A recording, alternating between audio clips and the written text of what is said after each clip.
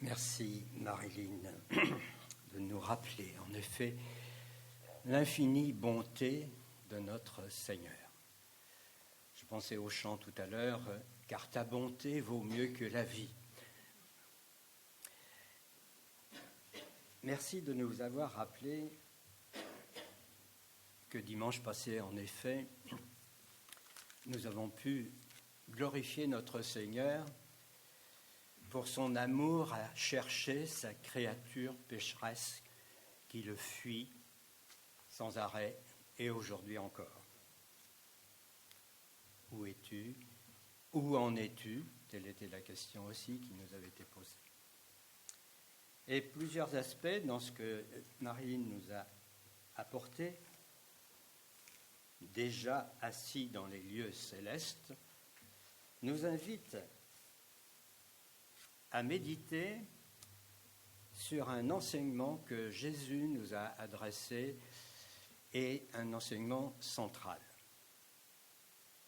Qu'y a-t-il de meilleur, en effet, que de rechercher sa présence, que de rechercher sa confiance, que de rechercher son royaume?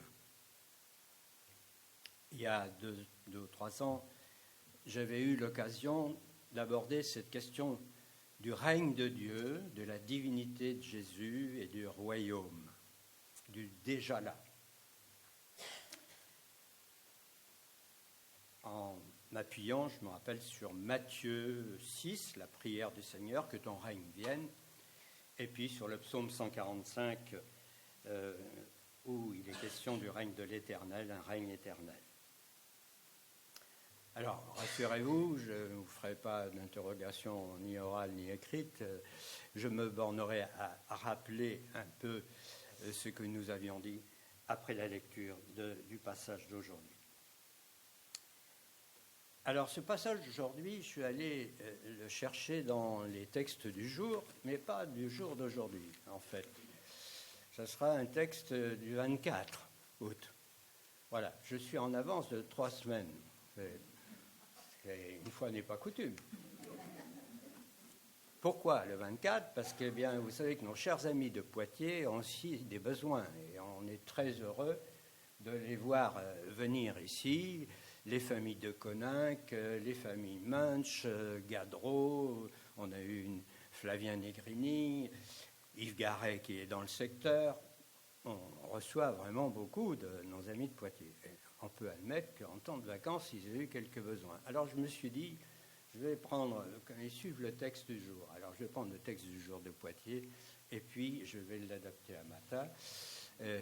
Comme ça, j'aurai une préparation de base pour les deux. Car en fait, le royaume de Dieu n'a pas de lieu géographique particulier. Il convient à toutes les églises, qu'elles soient de Poitiers, de Mata ou d'ailleurs.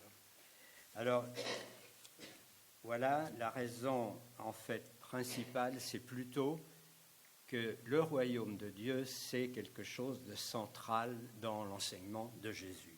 Et j'en veux pour preuve, ne dit-on pas que l'évangile de Matthieu, par exemple, c'est l'évangile du royaume? Marc en parle aussi, bien sûr, et aujourd'hui, le texte du jour, Luc, chapitre 13. En effet, avec Jésus, il y a eu irruption du royaume de Dieu dans l'histoire de l'humanité.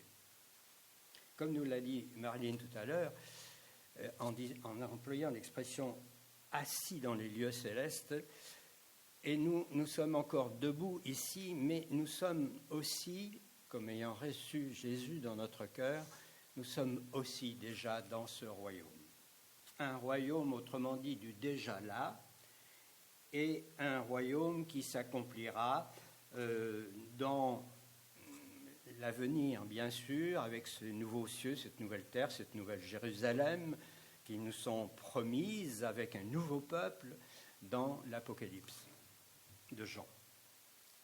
Donc, on pourrait dire que le royaume est un concept, mais pas vraiment, c'est une réalité. À partir du moment où on vit en Christ, c'est une réalité qui a commencé. Il est constitutif de notre espérance. Alors, je vous propose de lire maintenant le texte de Luc 13, les versets 22 à 30. Jésus passait ainsi à travers villes et villages, il y enseignait en se dirigeant vers Jérusalem. Quelqu'un lui demanda, « Seigneur, n'y a-t-il qu'un petit nombre de gens qui seront sauvés ?» Il répondit en s'adressant à tous ceux qui étaient là, « Faites tous vos efforts pour entrer par la porte étroite, car nombreux sont ceux qui chercheront à entrer et n'y parviendront pas. Dès que le maître de la maison se sera levé, qu'il aura fermé la porte à clé, si vous êtes restés dehors, vous aurez beau frapper à la porte en suppliant, « Seigneur, Seigneur, ouvre-nous !» Il vous répondra, « Je ne sais pas d'où vous venez. » Alors vous direz, « Mais nous étions à table avec toi, nous avons mangé et bu sous tes yeux, tu as enseigné dans nos rues. » Il vous répondra, « Je vous le répète, je ne sais pas d'où vous venez. Allez-vous-en, vous qui commettez le mal. » C'est là qu'il y aura des pleurs et d'amers regrets quand vous verrez Abraham, Isaac et Jacob et tous les prophètes dans le royaume de Dieu, tandis que vous-même, vous en serez exclus. Des hommes viendront de l'Orient et de l'Occident, du Nord et du Midi, et prendront place à table dans le royaume de Dieu. Alors certains de ceux qui sont maintenant les derniers seront les premiers, et certains de ceux qui sont maintenant les premiers seront les derniers.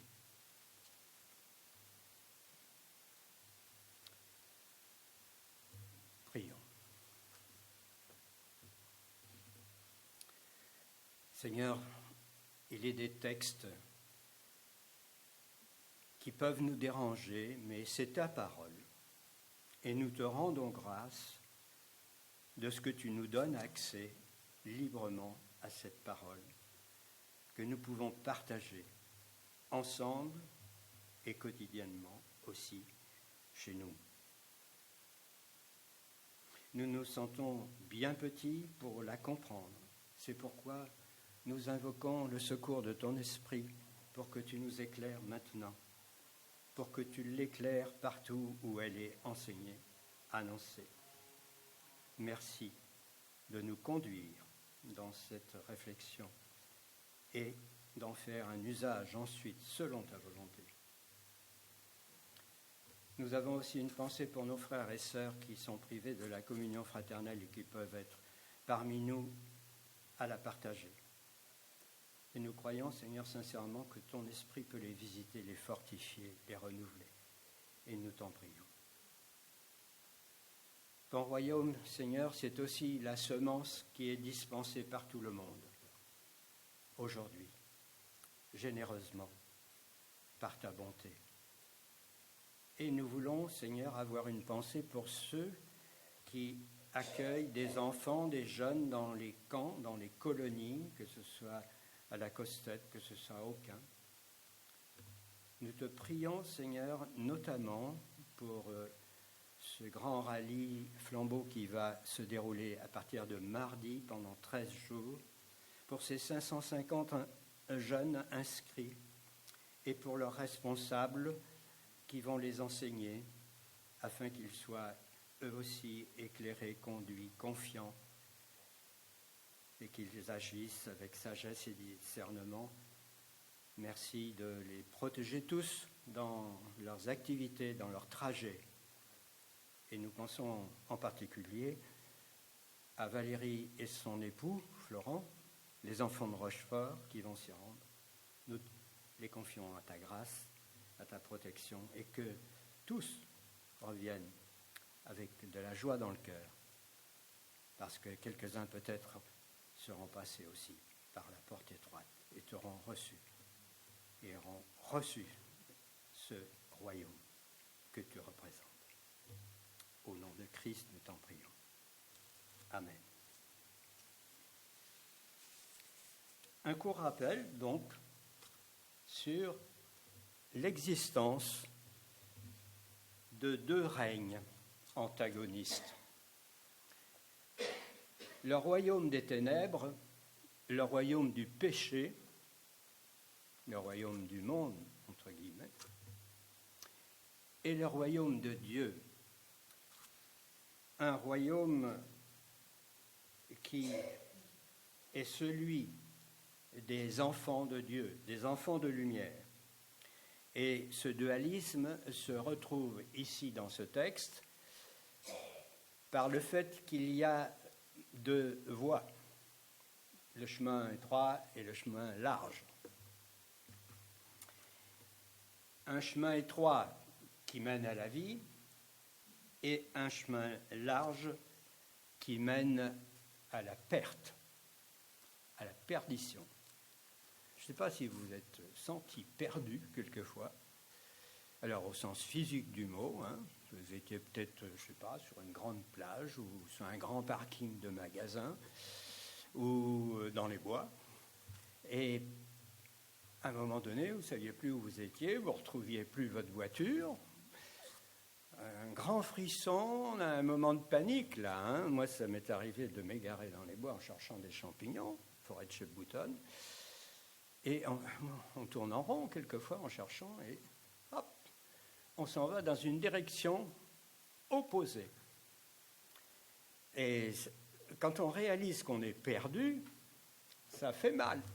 Mais ce n'est pas grave dans la mesure où on est conscient qu'on est égaré, parce qu'il y a toujours un espoir de retrouver le bon chemin.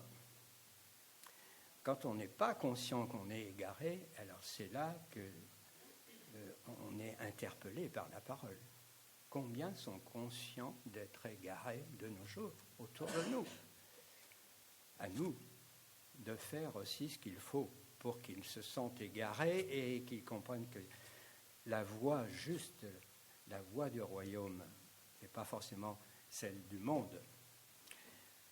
Alors que fait-on quand on est égaré? Bien, voilà, je vais lever les yeux au ciel.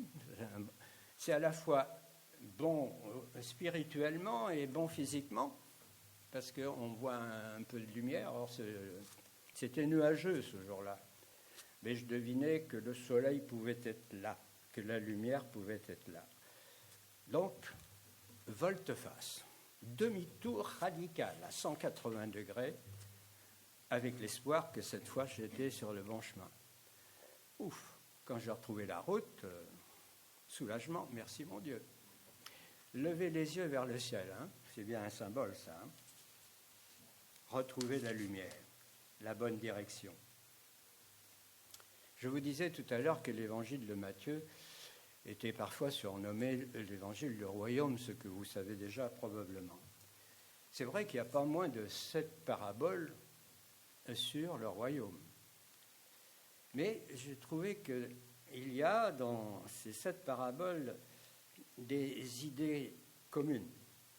D'abord, il y a l'idée de la semence précieuse, mais une semence précieuse offerte à tous, mais qui est quand même exposée. Vous connaissez la parabole. Il y a aussi dans ces paraboles la joie de la découverte, la joie de trouver un trésor caché, une perle rare. Il y a aussi l'idée que ce qui est tout petit peut être amené à devenir grand. De ce qui est dernier aujourd'hui peut devenir premier. Et il y a aussi l'idée qu'il faut quelquefois trier et séparer. Parce que l'ivraie qui pousse dans les céréales, c'est nocif à celle-ci. Il faudra bien l'extirper. Trier le bien du mauvais. Et dans la parabole du filet et des poissons, c'est la même chose. Tous les poissons ne sont pas bons à la consommation. Les pêcheurs doivent trier.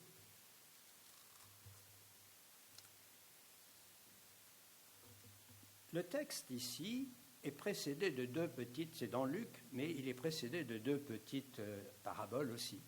Celle du sénévé, enfin le grain de moutarde, et celle du levain.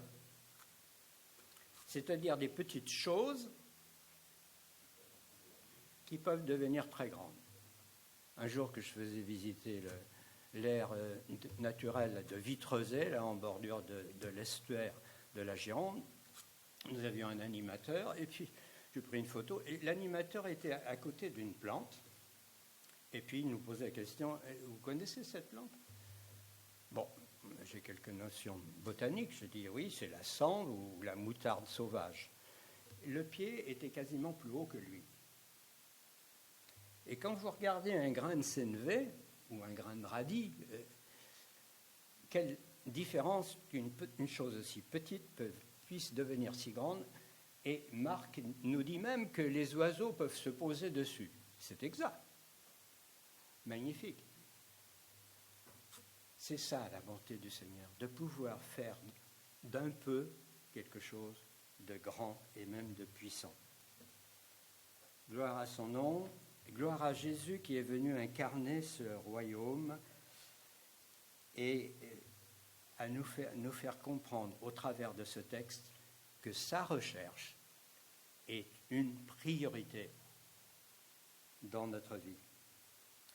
Parce que ce royaume, il est beau, il est grand, et si nous y entrons, nous nous y épanouissons et nous contribuons à l'extension de ce royaume. Alors venons-en au texte lui-même. Quelle est sa spécificité? Vous avez bien remarqué qu'il y a une question d'un interlocuteur à Jésus sur le sujet majeur à ne pas séparer du royaume le salut. Combien serons-nous pour être sauvés? Combien de sauvés?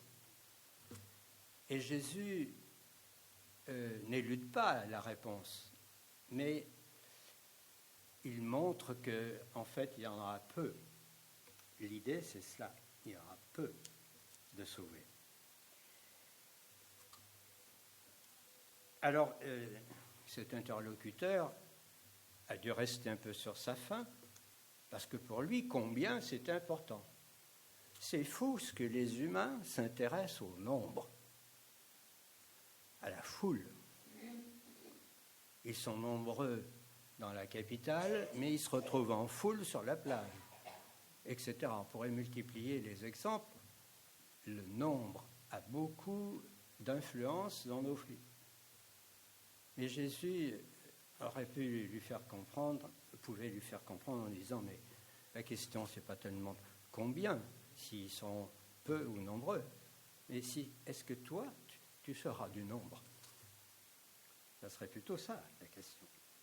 Car la porte étroite dont parle Jésus, elle est unique. Il n'y en a pas d'autre.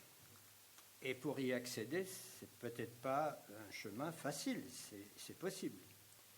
C'est une porte un peu qui a une entrée restrictive, puisqu'elle est encore ouverte, elle est offerte, mais elle se fermera à tout jamais. Et puis ensuite, une porte. À cette porte-là, puisqu'elle est étroite, on n'y passe pas en foule. On y passe un à la fois. Donc c'est la façon qu'a Jésus pour bien montrer que le salut, c'est bien une question personnelle, ce n'est pas une question collective. C'est une question individuelle qui est accentuée parce que Jésus dit après, faites tous vos efforts pour y entrer. Certes, on est sauvé par grâce, mais on a quelque chose à faire. Jésus montre ici que nous avons une volonté, et le texte est très fort, puisque faites tous vos efforts, étymologiquement, c'est lutter pour entrer. Et au verset 5, qui précède le même chapitre, le Seigneur demande que pour entrer, il faut faire ce demi-tour dont je parlais quand on est perdu, ou quand on se sent perdu, la volte-face, la conversion, Jésus a toujours mis la condition de la repentance. Un bien grand mot, n'est-ce pas? Un grand mot qu'on n'entend pas beaucoup dans la société actuelle. Quoique, dirait De Vos, il y a pas longtemps, j'écoutais un débat sur la 5e chaîne, et là, il y avait la question de la culpabilité de la France lors du génocide de Rwanda. Et d'aller chercher, le réalisateur est allé chercher la définition du mot repentance. Et on a eu ici plein écran, repentance d'un état de péché. Sur une chaîne publique, j'ai béni le réalisateur et puis Jean-Pierre Gratien, je crois, l'animateur, de porter à la connaissance d'un grand public que la repentance, c'était la conscience de son péché. Certes, ça concernait quelque chose de collectif. Et on n'est pas allé jusqu'à parler d'une repentance personnelle. Il s'agissait de la repentance de notre pays, qui, comme tous les pays, a des taches sombres dans son histoire. Oui, c'est le passage nécessaire, obligé, et c'est ce qu'il nous faut dire avec courage autour de nous. On peut rappeler ce que Jésus a dit à Nicodème. Vous vous rappelez que Jésus lui dit « Je te l'assure, à moins d'être engendré d'en haut, à moins de renaître de nouveau,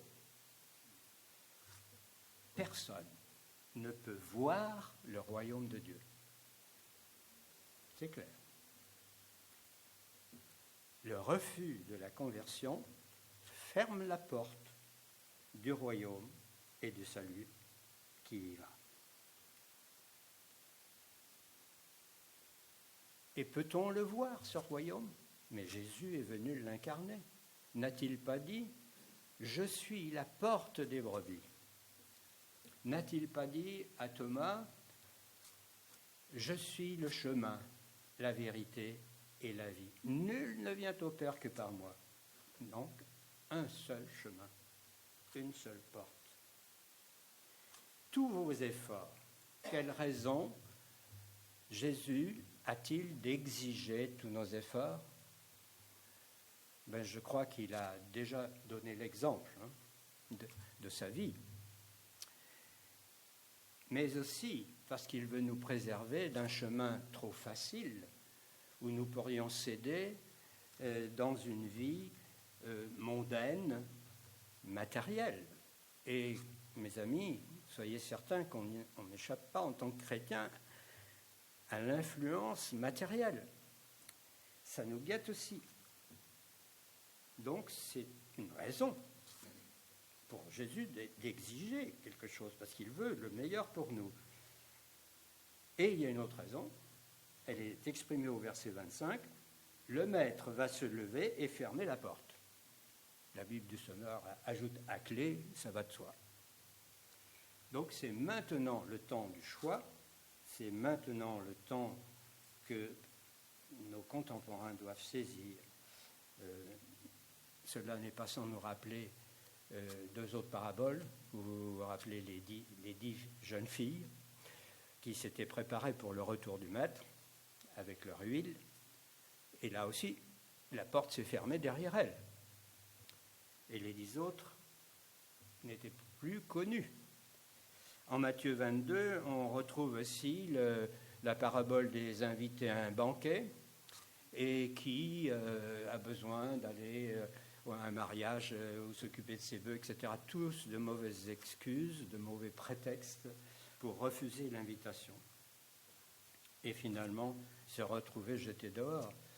Ah si, il y en a un qui a forcé la porte et qui a voulu entrer. Seulement, il n'avait pas revêtu l'habit de noces. Donc, il n'avait pas, autrement dit, accepté les exigences du Seigneur pour entrer dans le royaume. Et qu'est-ce qui lui est arrivé? Il s'est retrouvé dehors. On n'entre pas dans le royaume comme on veut, Mais si l'on veut, et si le Seigneur voit notre disposition de cœur, un cœur qui doit être pur, sincère, authentique, bien sûr. Son invitation vaut pour tous, il n'y a pas de doute. Et Jésus a tout fait pour rendre ce royaume désirable. Les bontés qui ont été rappelées ce matin, son infinie patience jusqu'à chercher sa créature, son amour incommensurable, son humilité de cœur, sa proximité, sa présence, sa douceur, son pardon, son intercession. Oui, notre avocat, nous l'avons chanté, son aide, sa paix, son repos, tout rend ce royaume désirable. Alors posons-nous la question, pourquoi est-ce que nos contemporains ne s'en saisissent pas? Savent-ils qu'il y a un royaume? Et Jésus, jusqu'au don de sa vie, en plus, c'est cela qu'il nous faut faire connaître. Oui, le Seigneur est en droit d'exiger de nous une adhésion pleine, entière, définitive. Et il nous faut, bien sûr, lui demander du courage pour pouvoir le dire à nos proches, le dire à nos voisins, à nos amis, à notre prochain en général. D'avoir ce courage de dire attention, les amis, le Seigneur nous avertit sévèrement. Allez-vous-en, vous qui commettez le mal. Vous vous rendez compte? C'est là qu'il y aura des pleurs et des grincements de dents, lorsque vous verrez. Ah, j'étais arrêté par ce verbe voir. Vous verrez Abraham, Isaac et Jacob et tous les prophètes dans le royaume de Dieu. Ça m'a rappelé la parabole, vous savez, du pauvre Lazare qui est dans les bras d'Abraham, et il y a un fossé infranchissable, et de l'autre côté, le riche qui voudrait gagner le ciel, mais qui lui est fermé.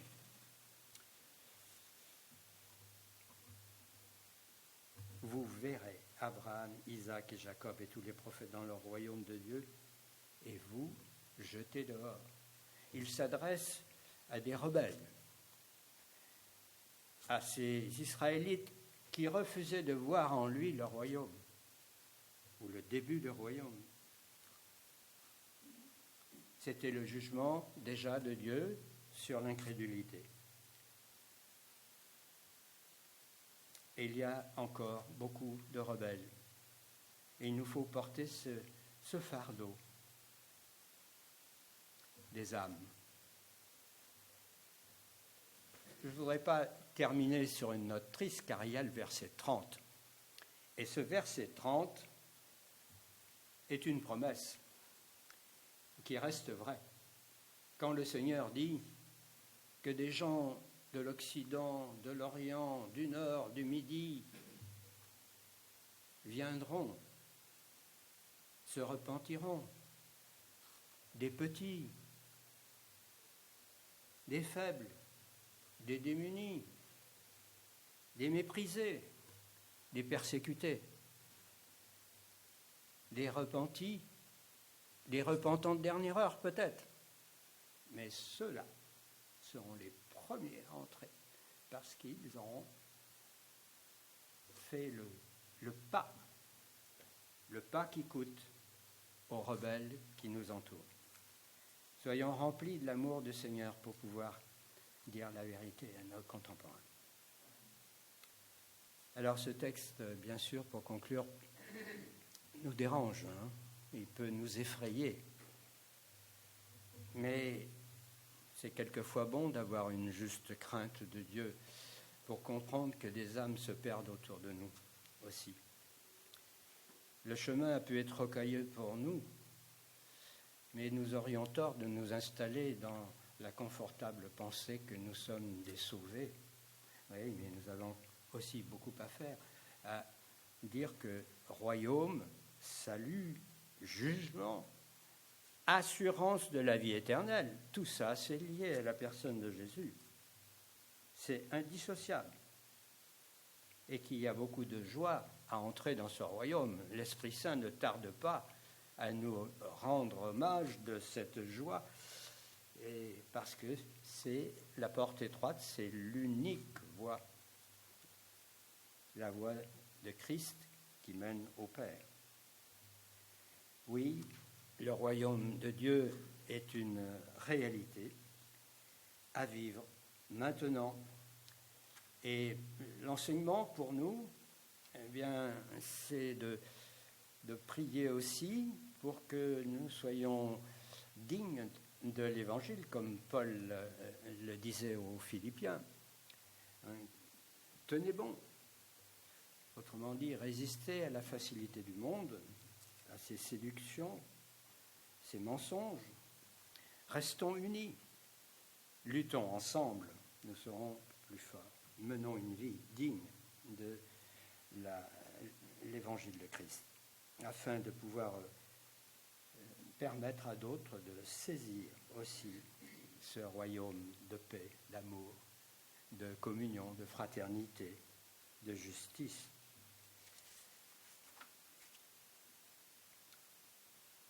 Perdre de vue, quelquefois, c'est que c'est une question de vie ou de mort.